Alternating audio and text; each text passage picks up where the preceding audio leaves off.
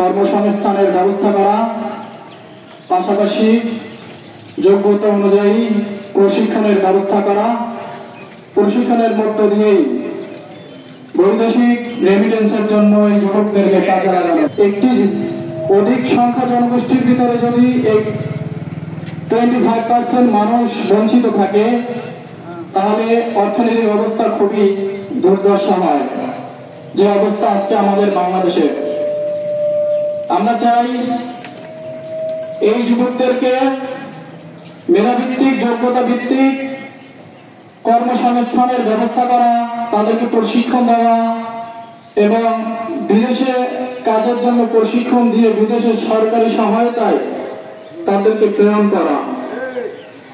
অনেকেরই আছে, আপনারা জানেন, বাংলাদেশের শিক্ষিত বেকার জনসমষ্টি যারা চাকরি পাচ্ছে না, প্রতি বছর 7.69% বেকারত্ব বাড়ছে।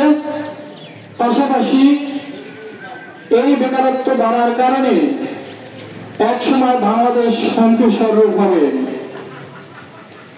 এই জায়গা থেকে আমরা নিজেদেরকে উত্তোলন করার জন্য আমরা এই দাবি নিয়ে দাঁড়িয়েছি। আমরা বলবো, সকল ছাত্র যুব জনতা যারা আছেন আমাদের ব্যানারে দাঁড়াবেন, আমাদেরকে সাহায্য এবং সহযোগিতা করবেন। আমরা আপনাদের দাবি নিয়েই কথা বলতেছি।